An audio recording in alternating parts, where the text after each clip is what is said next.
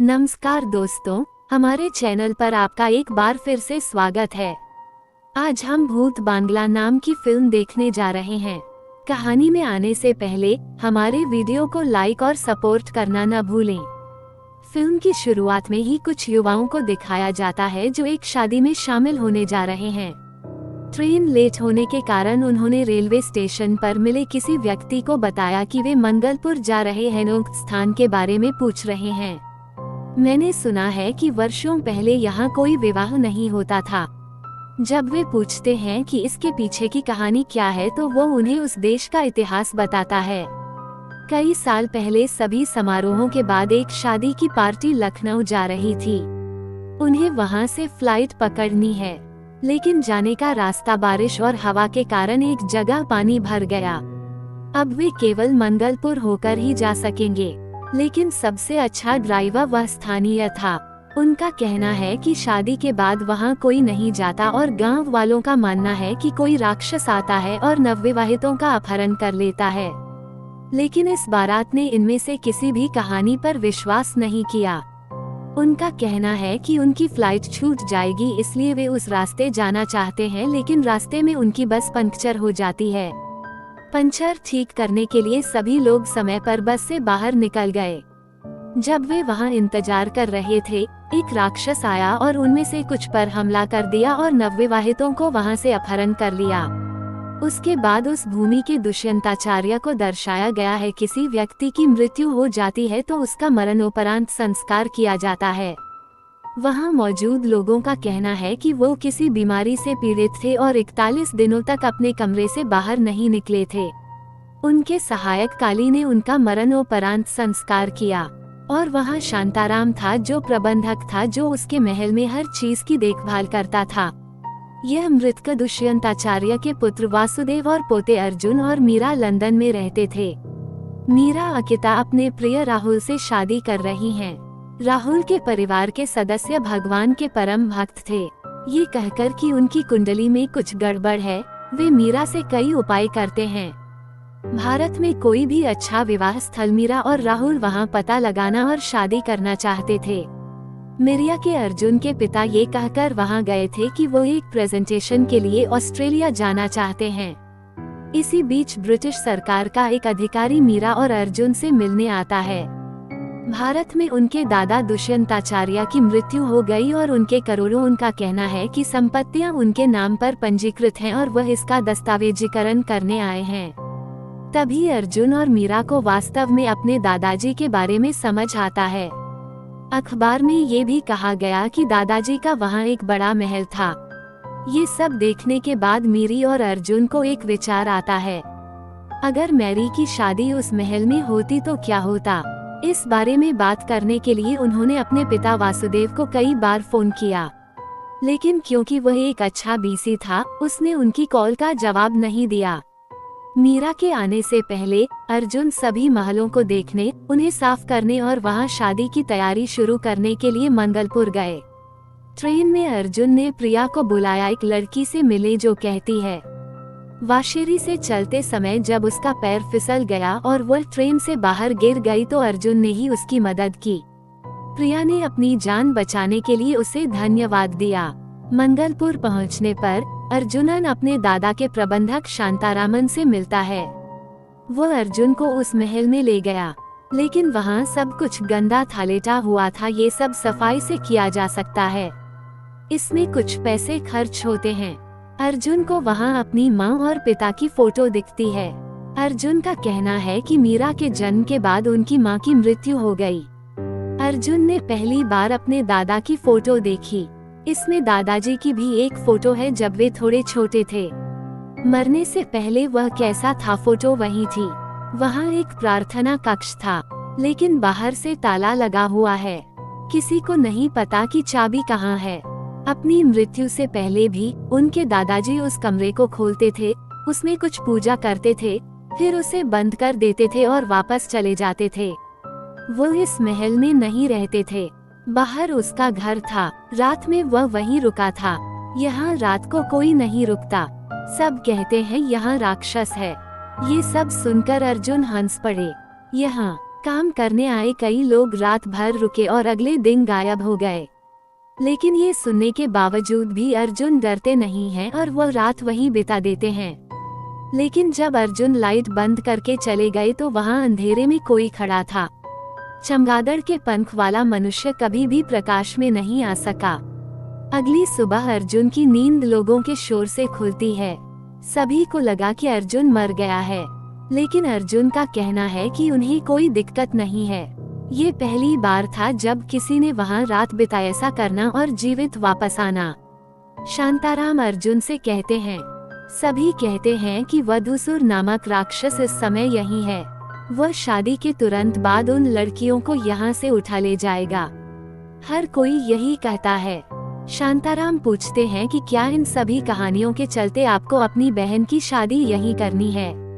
लेकिन इन दंत कथाओं में अर्जुन किसी बात पर विश्वास नहीं हुआ। शांताराम का कहना है कि मंगलपुर नामक इस जगह पर किसी की शादी नहीं होती है और यहाँ के लोग शादी करने के लिए गंगा नदी पार करते हैं। चूंकि गंगारस पवित्र है, वधूसुर उन्हें पार नहीं कर सकता। लेकिन अर्जुन ने यहाँ शादी कराने के लिए वेडिंग प्लानर जगदीश को भी बुलाया था। शांताराम ने इन सभी कहानियों को सुनकर अपमानित हुए अर्जुन से कहा कि यह सच है, कई नवविवाहितों का उस राक्षस ने अपहरण कर लिया है, कई लोग मारे गए हैं। शांताराम कहते हैं कि यह वधूसुर कौन है और इसकी कहानी क्या है। एक बार की बात है, एक राक्षस कन्या और एक देवता पुत्र में प्रेम हो गया। असुर कन्या का गर्भवती हो गई, लेकिन देवताओं और राक्षसों ने अजन्मे बच्चे को अस्वीकार कर दिया। कलयुग के पहले दिन जब असुर कन्या ने बच्चे को जन्म दिया तो देवताओं ने माँ और बच्चे पर हमला करने की कोशिश की। घायल माँ अंधेरे की दुनिया में भाग गई। मरने से पहले माँ अंधेरे के राजा अंधेरे भगवान के चरणों में बच्चे को अर्पित करने के बाद मर गई। अपनी सेना के साथ मंगलवन की गहराइयों में छिपा हुआ बच्चा सूरज की रोशनी और इंसानों से दूर एकांत में बड़ा हुआ। बाद में उसने शिव की घोर तपस्या की और अमरता का वरदान प्राप्त किया। इस वरदान से वह ब्रह्मांड में सबसे शक्तिशाली बन गया। उसने अमावस्या की रात को देवताओं के विरुद्ध युद्ध की घोषणा की।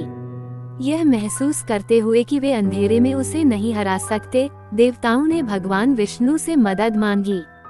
भगवान विष्णु ने बिजली और गड़गड़ाहट की शक्ति से एक पवित्र वृक्ष अप्सराएं बनाई और उन्हें इस राक्षस से लड़ने के लिए भेजा।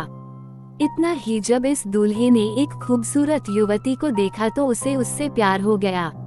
लेकिन उसने शर्त रखी कि वो उसके साथ तभी आएगी जब वो उससे शादी करेगा। वह तुरंत इस पर राजी हो गए। लेकिन विवाह समारोह के दौरान अप्सराओं ने फूलों की माला के अंदर छिपी जादुई तलवार से उसकी गर्दन पर वार करके उसे धोखा दिया। असहाय दूल्हा भूमि पर गिर पड़ा और धरती की गहराइयों में समा गया और चला गया। लेकिन जादुई अनुष्ठान करने वाले आदिवासियों ने उनकी पूजा करने और उन्हें पुनर्जीवित करने के लिए उस स्थान पर एक मंदिर बनाया। उसे वापस आने से रोकने के लिए अप्सराएं मंदिर के पास एक विशाल पवित्र वृक्ष में बदल गईं और दिव्य बिजली की शक्ति से उसके हाथों को भूमिगत कर दिया।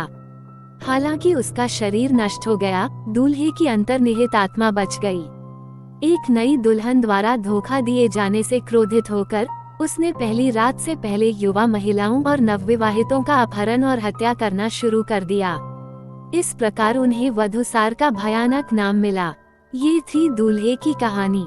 लेकिन अर्जुन इस कहानी पर विश्वास करने से इनकार करते हैं। इस बीच प्रिया स्थानीय पुलिस स्टेशन आती है और अपनी बहन के बारे में पूछती है।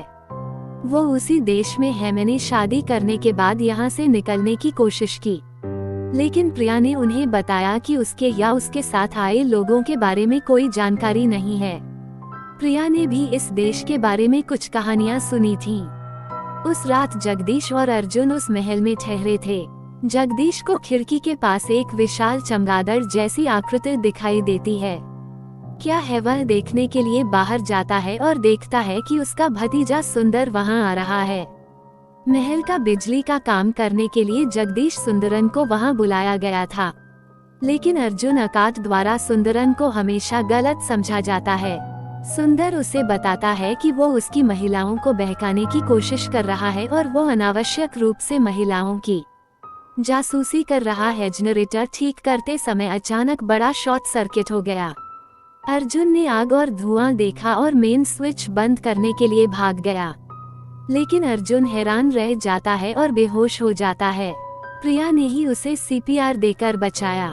जब अर्जुन पूछता है कि तुम यहाँ कैसे आए, तो प्रिया कहती है कि जब वह इधर से गुजरी तो यहाँ से बहुत शोर हो रहा था। प्रिया कहती है कि तुम ये सुनकर दौड़े आए, तुम कुछ समय के लिए मर गए थे और मैंने तुम्हें सीपीआर दिया और तुम्हें वापस जीवित कर दिया। अर्जुन ने उसे भी ट्रेन में चढ़ाकर उसकी जान बचाई।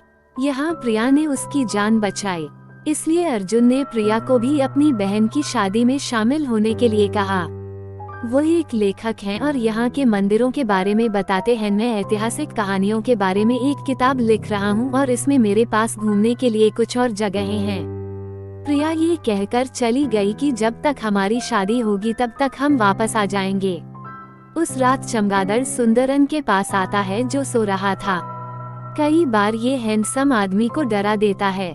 जब सुंदर लाइट लगेगी तो वह रुपया वहाँ से चला जाएगा, अंधेरा हो जाएगा, उसे ही देखा जा सकता है। लेकिन जगदीश और अर्जुन का सुंदरन के साथ झगड़ा होता है जो रात में रोशनी छोड़ देता है। सुंदर ने फिर से लाइट जलाई और सोने की कोशिश करने लगा, लेकिन बल्ला रूपी सुंदर के ऊपर से लगा और सुंदर को छकाया। क्या उन्होंने यह नहीं कहा कि अर्जुन के पितामह दुष्यंताचार्य अपने सहायक काली के साथ इसी महल में रहते थे? दूसरे घर में रहता था। शांताराम अर्जुन को वहां ले जाते हैं। वो अर्जुन से कहता है कि उससे कहा गया था कि तुम्हारे दादाजी के महल के सारे मूल कागजात तुम्हें सौंप दिए जाएं। दुष्यंताचार्य का अंतिम निवास, ये घर और भूखंड नोकिया काली के लिए लिखा गया था, तो उस पर उन्होंने अर्जुन को विमान में चढ़ने की इजाजत नहीं दी। यहाँ तक कि जब उससे उस पुजारों की चाबी के बारे में पूछा गया तो उसने कहा कि उसे कुछ नहीं पता और ऊपर चला गया। महल में सारी सफाई जगदीश के लोग कर रहे थे। इसी बीच अर्जुन ने वहाँ कुछ लोगों को ताश खेलते और एक को सोते हुए देखा। अर्जुन ने उनके बारे में जगदीश पर आरोप लगाया, लेकिन ऐसे भी लोग हैं, जगदीश गायब है, केवल अर्जुन ही उन्हें देख रहे थे। दूसरी ओर सुंदर उस बैट रुपये के लालच में आकर कृष्ण की मूर्ति देखकर उसके पास नहीं जाता है। अर्जुन फोन करने के लिए बाहर गया था क्योंकि उस जगह पर कोई रेंज नहीं थी, इसलिए जब वह बाहर जाता है तो उसे प्रिया फिर से वहां दिखाई देती है। तुम मुझे इस तरह देखो, प्रिया उससे पूछ रहे हैं।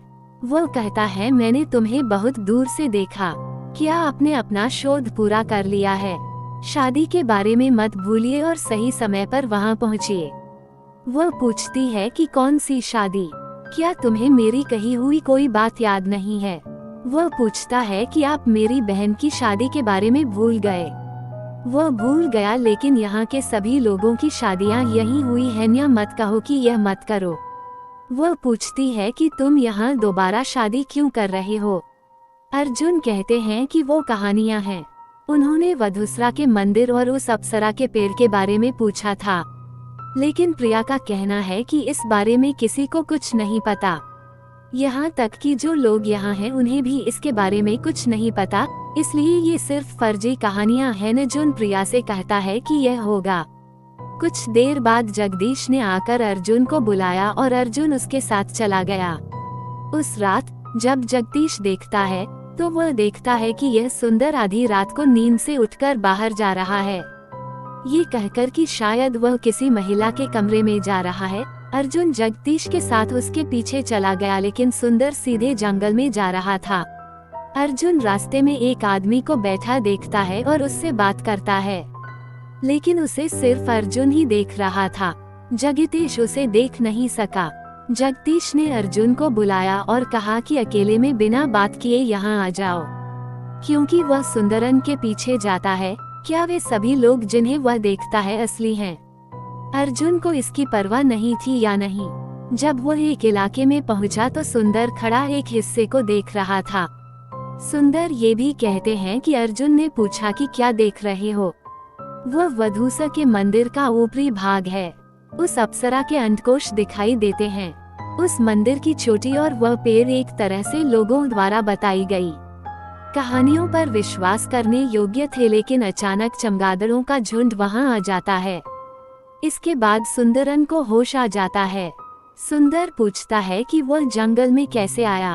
अर्जुन उन्हें लेकर महल की ओर यह कहकर भाग जाते हैं कि बल्ला आ रहा है। सुंदरन को केवल इतना याद था कि वह सोने चला गया था। सुंदर का कहना है कि उन्हें कुछ भी याद नहीं कि क्या हुआ था। ये सब सुनने के बाद शांताराम कहते हैं कि यह सब वधू सुधार का काम है और वह एक एक करके सबको ले जाएगा। अगले दिन जब वह बाहर जाता है तो वह फिर से प्री को देखता है। वो उसे यह कहते हुए जंगल के अंदर ले जाता है कि उसने वधूसा का मंदिर और अप्सरा का पेड़ देखा है जिसे तुम ढूंढ रही थी, और वह तुम्हें वह सब दिखाएगा। वे इसकी लताओं में हेनजुन झूला झूल रहा है और यह सब अपने छोटे से कैमरे पर फिल्मा रहा है। प्रिया ने उसे बताया कि वहाँ पेड़ के माध्यम से अंदर जाने का एक रास्ता है और वे दोनों उस रास्ते की तलाश में पेड़ की जड़ में चले गए। लेकिन अंदर से कई चमगादड़ बाहर आ गए और वहाँ मंडराने लगे। वहाँ सब अंधेरा है फैलने लगा। वह अंदर ही अंदर क्यों बताती है? यदि लोगों ने जो कहानी बताई है वह सच है तो हमें प्रकाश के स्थान पर जाना चाहिए, वरना राक्षस हमें पकड़ लेगा। इसलिए वे दोनों वहां से भाग जाते हैं। उसी समय उन जड़ों के बीच से एक राक्षस निकला। वह आधा इंसान और आधा चमगादड़ था। अर्जुन शादी की तैयारी कर रहे हैं। चलते समय उसके पिता का फोन आता है। पूछ रहे हैं कि आप उस देश में क्यों गए थे। उनका कहना है कि वह बिना ज्यादा सोचे समझे यहाँ आ गई, क्योंकि अपने पिता को फोन करने के बाद उन्होंने फोन नहीं उठाया। यह एक शापित भूमि है। उन्होंने अर्जुन से कहा कि जाओ और किसी गुरुजी से मिलो, ये कहकर कि मैं जिस गुरुजी के बारे में बात कर रहा हूँ तुम्हें जाकर उनसे बात करनी चाहिए कि तुम वहाँ शादी करना चाहते हो या नहीं। कहते हैं जब अर्जुन गुरुजी से मिलता है तो वह अर्जुन को वधू सुधार के बारे में कुछ और बताता है। वधू सुधार सिर्फ एक कहानी नहीं है, बल्कि उनके मन में बसा एक समुदाय 13 दुल्हनों की बलि देकर वधू सुधार को वापस लाने की कोशिश कर रहा है। वे उन लड़कियों के खून से वधू सुधार को पुनर्जीवित करने की कोशिश कर रहे थे, लेकिन इसका विरोध करना है। उस समय पृथ्वीराज नामक राजा ने उन आचार्यों की मदद मांगी जो अर्जुन के पूर्वज थे। अर्जुन के दादाजी एक तांत्रिक परिवार से थे, तो अर्जुन की पिछली पीढ़ी में जो लोग थे उन्होंने उस जंगल में रहने वाले लोगों को रोकने के लिए अपनी तांत्रिक शक्ति का इस्तेमाल किया। वे वधुसुधरा को वापस जीवित नहीं कर सके। कुछ समय पहले की बात है, घटित हुआ। अब मुझे नहीं लगता कि वहाँ शादी करने में कोई दिक्कत है। तो गुरुजी कहते हैं कि विवाह की तैयारी होने दो। इस गुरुजी ने कहा कि वह अपने एक शिष्य को वहाँ सब जगह जांच करने के लिए भेजेंगे कि वह शादी के लिए पूरी तरह से फिट है या नहीं, और अर्जुन के साथ एक और व्यक्ति को भेजेंगे। शिष्य वहाँ पहुँचा और महल के चारों कोनों तक पहुँच गया। उसने अपनी नौकरानी से वहाँ से मिट्टी लाने को कहा। जैसे ही वह अपने उपकरण से क्षेत्र की जांच करता है, उपकरण एक क्षेत्र की ओर मुड़ जाता है। वह पूजा कक्ष था। ये देखने की कोशिश में कि पूजा कक्ष के अंदर क्या है, उसे कुछ बल द्वारा खींच लिया जाता है और वह डर गया। गुरुजी ने मुझे बताया कि यहाँ कोई बुरी शक्ति है। उन्होंने मुझसे कहा कि मैं यहाँ एक रात भी नहीं रुक सकता और मुझे अंधेरा होने से पहले रेलवे स्टेशन लाया जाना चाहिए, और अर्जुन को अपने साथ लिया और वहाँ से चल दिए। लेकिन रास्ते में राक्षस की शक्ति के कारण अंधेरा फैल गया और भारी बारिश होने लगी और उनकी कार खराब हो गई और उनके पास भागने का एक ही रास्ता था, जो निकटतम मंदिर की ओर भागना था। अर्जुन किसी तरह वहां से भागे, लेकिन इससे पहले कि शिष्य वहां दौड़ पाता, हवा में उड़कर एक टूटी हुई चादर उसकी गर्दन पर गिरी और अर्जुन की आंखों के सामने ही शिष्य की मौत हो गई। पुलिस ने उस रात भारी बारिश और हवा के कारण छात्र की मौत को आकस्मिक मौत के रूप में दर्ज किया। घर वापस आकर अर्जुन पर बल्ले से हमला होता है। रूपी वह हमेशा अंधेरे में जाता है और उसने उस पर हमला करने की कोशिश की। अर्जुन हर रोशनी की ओर दौड़े, लेकिन वे सभी रोशनी बुझने लगी। उस चमगादड़ रूपी के पंजे से अर्जुन की पीठ कट गई। किसी तरह अर्जुन अपनी कार में भाग गया और रोशनी जलाकर रात बिताई। अर्जुन ने अपने पिता को बताया कि यहाँ शादी करना खतरनाक है। मीरा और उनकी टीम पहले ही यहाँ से जा चुकी थी। अर्जुन के पिता का कहना है कि वह भी शाम तक वहाँ पहुँच जाएंगे। किसी तरह मीरा को ये कहकर यहाँ से वापस भेज दिया गया कि यहाँ शादी नहीं हो सकती और यहाँ बहुत बड़ा तूफान और मूसलाधार बारिश हो रही है। अर्जुन ने जाने के लिए कहा, लेकिन उससे पहले ही मीरा और उनकी टीम यहाँ पहुँच गई थी, इसलिए अर्जुन उन्हें यहाँ नहीं छोड़ सकता।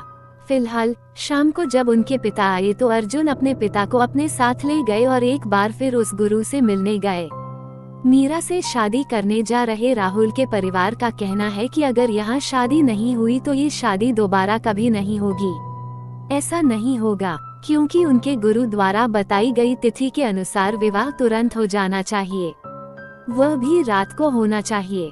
यही वह क्षण था, लेकिन उनके गुरु कहते हैं कि रात में शादी न करना ही बेहतर है। आपको दोपहर 12 बजे शादी कर लेनी चाहिए और अंधेरा होने से पहले ये देश छोड़ देना चाहिए। कभी कभी आप रात में शादी करने के लिए बैठने के बाद भी मीरा को बचा सकते हैं, नहीं कर सकता। संभावना है कि शादी के तुरंत बाद राक्षस मीरा को यहाँ ले जाएगा, इसलिए उन्होंने दोपहर में शादी करने की योजना बनाई। लेकिन जब अर्जुन और उनके पिता वहां से चले गए तो जिस तरह से उन्होंने अपना दरवाजा लगाया उससे गुरुजी को कुछ एहसास हुआ। 12 दुल्हनों की बलि चढ़ा दी गई है। 13 एक और दुल्हन की बलि चढ़ाने के बाद वह दुल्हन वापस इस धरती पर आएगी या किया जा सकता है। इन गुरुजी ने अर्जुन और उनके पिता को अपने महल में उस पूजा कक्ष को खोलने और वहां फिर से पूजा करने के लिए कहा था। अर्जुन फिर से काली की चाबी खरीदने के लिए उसे देखने आता है, लेकिन जब काली ने उसे यह कहते हुए बाहर फेंकने की कोशिश की कि मेरे पास चाबी नहीं है, तो इस बार अर्जुन ने दोनों को आदेश देकर काली को हरा दिया। तभी किसी ने अर्जुन को धमकी दे दी, वह वहां बंदूक लेकर आता है। अर्जुन और उनके पिता वासुदेवन उन्हें देखकर चौंक गए।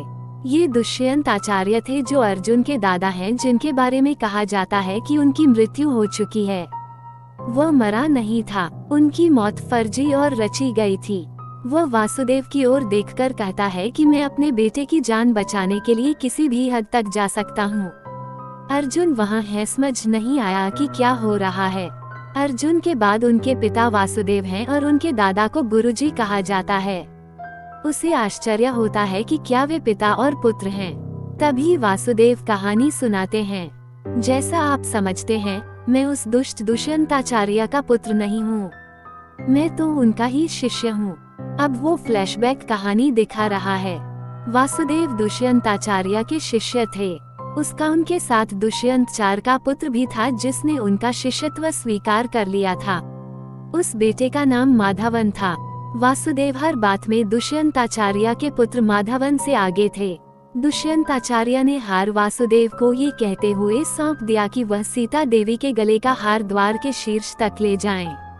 लेकिन जब हार फेंका जाए तो उसे गिरने दो। ये दुष्यंताचार्य के मित्र की पुत्री यशोदा के गले पर था। यशोदा वहां नृत्य सीखने आई थी। धीरे धीरे वासुदेव और यशोदा में प्रेम हो गया, लेकिन उसे पता नहीं था कि माधा भी यशोदा से प्यार करती थी। दुष्यंत से मंत्र सीखते समय माधव की नजर यशोदा पर गई और माधव से मंत्र जपने में गलती हो गई। चलो ये क्रोधित दुष्यंताचार्य है, उन्होंने उसे बहुत डांटा, यहाँ तक कि उसे अपने बेटे के रूप में भी नहीं देखा। उसका मजाक उड़ाया। वो उसे वासुदेव को देखकर सीखने के लिए कहता है। ये सुनकर यशोदा वहाँ से हंसने लगती हैं। जब माधवन ने देखा कि यशोदा भी उसके पिता से बहस कर रही है और उसे चिढ़ा रही है तो वह भी हंस रही है, तो वह इसे सहन नहीं कर सका। दुष्यंत चारी माधवन को बताते हैं कि उनके परिवार का धर्म क्या है। वधूसुधर नामक राक्षस, हमें कोशिश करनी चाहिए कि इसे वापस यहाँ न लाया जाए। कई साल पहले जंगल में रहने वाले एक समुदाय के लोगों ने मंत्रों को दोहराकर वधूसुधारा को वापस लाने की कोशिश की थी। जो कोई दूल्हे को जगाएगा, दूल्हा उसे वह सब कुछ देगा जो वह चाहता है, परंतु उस व्यक्ति को दूल्हे का दास बनकर उसके अधीन रहना होगा। इसलिए मंत्रों का जाप गलत तरीके से नहीं करना चाहिए। अगर इसका उच्चारण उल्टा भी किया जाए तो भी ये दूल्हे को जगा सकता है। वहाँ एक तरह की मशीन थी। उस यंत्र के माध्यम से उसके आचार्यों द्वारा उच्चारित सभी मंत्रों को लिपिबद्ध किया गया था। एक चाबी होती है जो मशीन को घुमा देती है। एक बार जब वह चाबी घुमा दी जाती है और यंत्र काम करने लगता है, तो उसके माध्यम से मंत्रों का उच्चारण किया जाता है, बाहर सुनते रहो। दुशांताचारी का कहना है कि ये मंत्र दुल्हन की समाधि तक पहुंचते हैं। वो इसे हमेशा सूर्यास्त के बाद चलाता था। ये सूर्योदय के साथ ही बंद भी हो जाता है। ये पूछे जाने पर कि इसे कितने समय तक ऐसे ही चालू और बंद रखना चाहिए, दुष्यंत कहते हैं कि दूल्हे को उस समाधि में बिठाने के बाद 36,000 पूर्णमी रातों के भीतर 13 नई दुल्हनों की बलि दी जाती है। वधू सुधारा को केवल दिए जाने पर ही पुनर्जीवित किया जा सकता है। इसलिए यदि उस पूर्णिमा की रात में कोई उसे पुनर्जीवित नहीं करता तो वह फिर कभी बाहर नहीं आएगा। माता यहाँ नहीं बोल रही थी कि वासुदेव और यशोदा प्रेम में हैं। यशोदा वहाँ आयोजित एक समारोह में नृत्य करती हैं। उस नृत्य के अंत में यशोदा फिसलने लगी और वासुदेव ने उन्हें छोड़ दिया। दोनों को गले मिलते देख कैचिंग माधवन गुस्सा हो जाते हैं, लेकिन दुष्यंती ने उनके बीच के रिश्ते को जानती थी। वह सभी से कहता है कि वह अपने उत्सु मित्र की बेटी यशोदा और अपने शिष्य वासुदेव की शादी तुरंत आयोजित करेगा। वह पूजा कक्ष में यंत्र की चाबी को नष्ट कर देता है और माधव को उन सभी मंत्रों का उल्टे क्रम में जाप कराता है। मंत्रों को उल्टे क्रम में सुनकर दुष्यंत डर के मारे वहां जाता है। मेरा शिष्य यशोदा, काश मुझे यह मिल जाता। तो माधव कहता है कि मैं वधू सुधार को फिर से जीवित करने जा रहा हूँ और वधू सुधार मुझे वरदान देगा। उन मंत्रों का जाप करके माधव वधू सुधार के वश में होता जा रहा था, लेकिन इस बात को समझे बिना दुष्यंत किसी तरह यशोदा की शादी अपने ही बेटे माधवन से कराने में कामयाब हो गया। वह इसके लिए वासुदेव से बात करने की कोशिश कर रहा था। जब उसने पूछा कि क्या तुम मेरे शिष्य मुझे गुरु दक्षिणा नहीं दे रहे हो, तो वासुदेव ने उससे कहा, तुम्हें जो चाहिए तुमने उससे मांग लिया। लेकिन दुष्यंत वासुदेव से कहते हैं कि आपको यशोदा को भूल जाना चाहिए और माधव के लिए यशोदा को छोड़ देना चाहिए। वासुदेव अपने गुरु द्वारा मांगी गई इच्छा को अस्वीकार नहीं कर सके। वह यशोदा से हेंदूर जाने की कोशिश की। जब विवाह की सभी तैयारियां पूरी हो गईं तो यशोदा रोते हुए कह रही थी कि वासुदेव ने उन्हें धोखा दिया है और चले गए हैं। उसे बस मेरा शरीर चाहिए था। मिलने के बाद उसने कहा कि उसे मुझसे शादी करने में कोई दिलचस्पी नहीं है। उस मौके का फायदा उठाते हुए दुष्यंता ने उससे कहा कि तुम्हारे पिता और उनके दोस्त यहाँ शादी के लिए आए हैं, मैं उनसे आगे क्या कहूँगी। एक काम करो, तुम मेरे बेटे से शादी कर लो, यही बेहतर है। अंततः दुष्यंता की बात सुनने के बाद यशोदा ने माधवन से विवाह कर लिया। वासुदेव ये सब देखकर असहाय होकर देखते रहे। यशोदा और माधवन की पहली रात के बाद एक दिन रात में जब यशोदा देखती है तो माधवन कहीं दिखाई नहीं देता है और उसे पूजा कक्ष में कहीं से हलचल सुनाई देती है।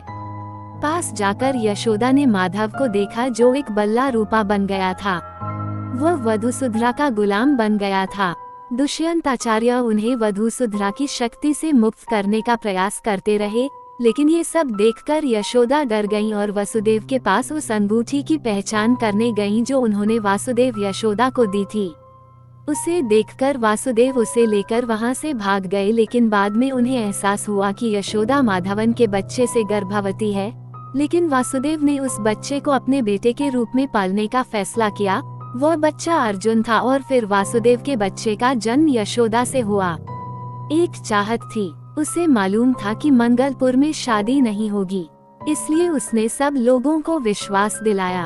अब यहाँ कोई समस्या नहीं है और सब कुछ ठीक है, लेकिन उनकी मंशा के अनुरूप वहाँ कोई और शादियाँ नहीं हुई। उसे नई दुल्हन की बलि भी देनी पड़ी। उन्होंने अपनी मौत उसी के साथ देखी जिसके साथ उन्होंने शादी नहीं की, निकली के रूप में बनाया गया, क्योंकि उसे पता था कि मीरा की शादी होने वाली है। वह जानता था कि वे उसकी मौत की खबर सुनकर यहाँ आएंगे और कभी कभी यही शादी कर लेंगे। तो ये सब उसी ने प्लान किया है। अगर यहाँ मीरा की शादी होनी है तो दूल्हे के सामने उसकी बलि चढ़ाना ही एक रास्ता बचता है। रात में शादी नहीं होनी चाहिए, इसे दोपहर के समय करना चाहिए। इसके बाद तुम्हें यहाँ से चले जाना चाहिए, क्योंकि उस 36,000 पूर्णिमा की रात में अभी 2 पूर्णिमा की रात बाकी है। यदि वधुसुधरा को इन 2 पूर्णिमाओं के भीतर पुनर्जीवित नहीं किया गया तो वह फिर कभी पुनर्जीवित नहीं होगा। दुष्यंत अपने पुत्र माधवन को उस दूल्हे के श्राप से नहीं बचा सकता। गुरुजी के कहे अनुसार दोपहर को ये अर्जुन ही थे जिन्होंने ये क्षण निर्धारित किया, लेकिन राहुल के परिवार और राहुल के गुरु को ये पसंद नहीं आया। उन्होंने कहा कि अगर उन्होंने रात 8 बजे उनसे शादी नहीं की तो यह उनका अपमान होगा। इसी बात को लेकर दोनों परिवारों में बहस हो गई। राहुल के परिजन ये कहकर जाने लगे कि अगर रात में शादी नहीं की तो यह शादी नहीं होगी। ये शादी मीरा भी रोते रोते कह रही थी कि अगर ऐसा नहीं हुआ तो वह दोबारा शादी नहीं करेगी। अर्जुन और उसके पिता किसी को भी सच बताने में असमर्थ थे, इसलिए उन्होंने रात में शादी करने का फैसला किया, जैसा कि राहुल के परिवार ने उन्हें करने के लिए कहा था।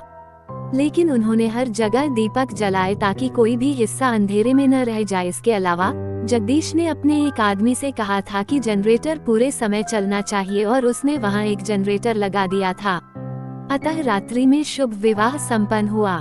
लेकिन उस समय सुंदर नामक इलेक्ट्रीशियन, जो मधुसूदन के जादू में था, ने जनरेटर कक्ष की रखवाली कर रहे व्यक्ति के सिर को काट लिया और उसे बेहोश कर दिया।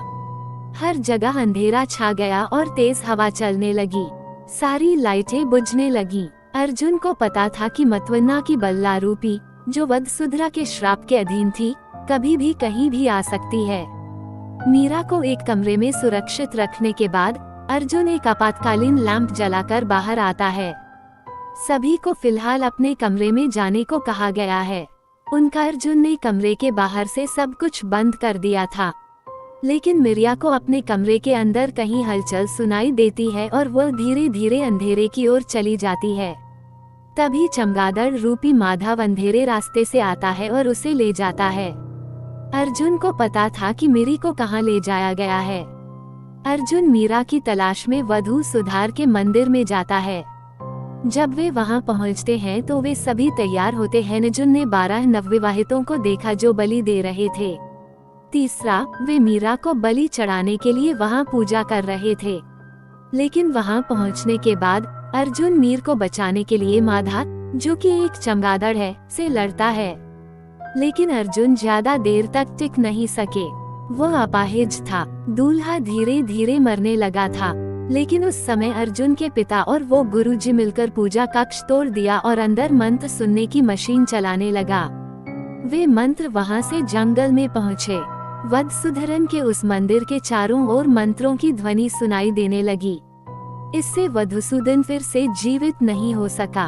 उस मौके का फायदा उठाकर अप्सरा के हाथ वह पेड़ लग गया जो धरती में धंस गया। उन्हीं में से एक है। अर्जुन ने माधवन बेट रुपये को उखाड़कर और उसका उपयोग करके उसे मार डाला। अर्जुन ने अपने दादा दुष्यंतन को भी मार डाला, जो मीरा को मारने की कोशिश कर रहा था। मीर को समझ नहीं आया कि यहाँ क्या हुआ, लेकिन अर्जुन उसे यह कहकर वहाँ से छुड़ा लेता है कि यहाँ जो हुआ उसके बारे में तुम किसी को मत बताना। अगले दिन वे सब वहाँ हैं। अर्जुन का कहना है कि राहुल के परिवार द्वारा लाए गए गुरुजी को अच्छी तरह से पीटने के बाद अर्जुन वहाँ से चला गया। अब आपको ये कहना होगा कि कुंडली में परेशानी है और हर पूजा और कर्म करना है। शादी में शामिल होने आई प्रिया भी यह कहते हुए जाने लगी थी कि तुम्हें इस तरह किसी से झगड़ा नहीं करना चाहिए, ये कहकर कि शादी उसी समय की जा सकती है। लेकिन मैं तुमसे प्यार करता हूँ। अर्जुन ने प्रिया से पूछा कि जब तुमने कहा था कि तुम उसे पसंद करती हो तो तुमने जवाब नहीं दिया। प्रिया पूछती है कि तुमने कब कहा कि तुम मुझसे प्यार करते हो। अर्जुन सोच रहा था कि वह ऐसे क्यों बात कर रही है जैसे उसे कुछ पता ही नहीं है। लेकिन उस समय, प्रिया, मैंने तुमसे झूठ बोला था कि अगर यह सच नहीं होता कि मेरी शादी पहले ही खत्म हो चुकी होती तो मैं तुम्हारी ओर देखता। मैंने कहा कि मैं यहाँ किताब लिखने नहीं आया हूँ। मैं अपनी लापता जुड़वा बहन की तलाश के लिए यहाँ आया था। शादी के बाद मुझे यहाँ से उनकी बहुत याद आई। फिर प्रिया उसे अपनी फोटो दिखाती है। एक लड़की बिल्कुल प्रिया की तरह साड़ी पहनकर बैठी है। फिर प्रिया वहाँ से चली जाती है। अर्जुन, जो संदिग्ध है, अपना वीडियो कैमरा लेता है और उसे चालू करता है। जंगल में प्रिया के साथ बनाए गए वीडियो देखने के दौरान उसे एहसास हुआ कि वीडियो में लड़की नहीं है। उसे एहसास हुआ कि जो उसने देखा वह प्रिया नहीं बल्कि प्रिया की जुड़वा बहन की आत्मा थी। इसलिए प्रिया को उस दिन कही गई कोई भी बात याद नहीं है, क्योंकि यह प्रिय नहीं था। ये सभी कहानियाँ रेलवे की हैं, क्या वहाँ कोई स्टेशन पर आए बच्चों को नहीं बता रहा था। बच्चे उससे पूछते हैं कि अर्जुन भूतों को कैसे देख पाया, क्या उसे एक बार कुछ देर के लिए बिजली का झटका नहीं लगा था, उसमें फिर से जान आ गई थी, इसलिए उसके बाद उन्हें भूत दिखाई देने लगे। उस घटना के बाद वे सभी लंदन चले गए, लेकिन अर्जुन परंतु वह फिर भी उसी देश में रहा। अर्जुन अपने शापित पिता माधवन की आत्मा को मुक्त कराने के लिए पिछले 24 सालों से अपने पिता माधवन की आत्मा की शांति के लिए पूजा पाठ कर रहे हैं। एक पुत्र के रूप में अर्जुन ही ऐसा कर सकता था। ये सुनकर बच्चे चले गए। वो उन्हें बहुत सारी कहानियाँ सुनाया करते थे, अर्जुन भी वैसा ही था। इस फिल्म की कहानी कैसी लगी नीचे कमेंट करके जरूर बताएं। यदि आपको स्पष्टीकरण पसंद आया तो वीडियो को लाइक करना और हमारे चैनल को सब्सक्राइब करना न भूलें।